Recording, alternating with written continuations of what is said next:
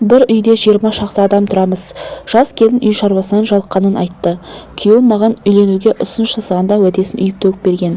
Мен бүгін өздеріңізбен сырласу үшін жан сырымды ақтарғым келіп отыр. Көптен бері осы мәселе жайлы ойланып жүрген едім деді.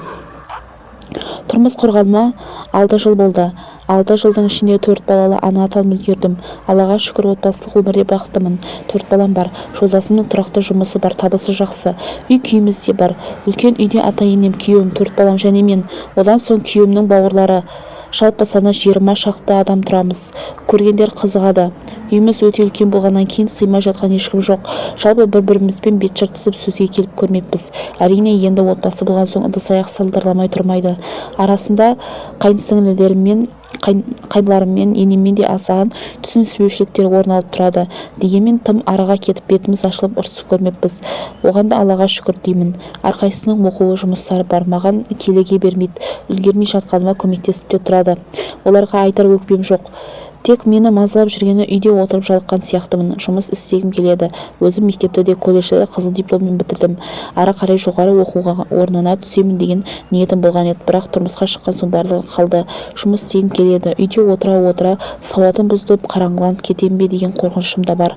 Тіпті студент кезімде айналамда басқа ұлттың өкілдері де жүрген соң олармен орысша сөйлесетінім бар еді. Енді оны да ұмытып барамын. Таза ауылдан шықпаған, оқымаған адам секілді болып қалдым. Күйеуім маған үйленуге ұсыныс жасағанда уәдесін үйіп төгіп берді.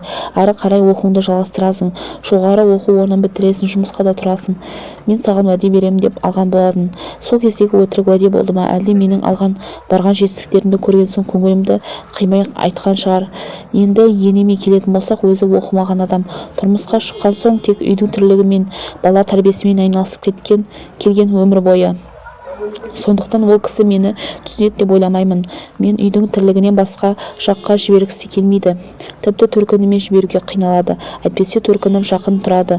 Жарты сағаттық жол арасы. Жылына бір рет барып келгеніме мәзбін. Тек үйдің тірлігі, малға қарау, қонақ күту, бауырларының жағдайын жасауым керек болды. Жұмыстан қашпаймын ғой, тек арасында бір бой жазып, адамдармен араласып жұмыс істегім келеді. Үйдің шаруасы өмір бітпейді ғой. Болашақта балаларым өссе, оларға да қаражат керек.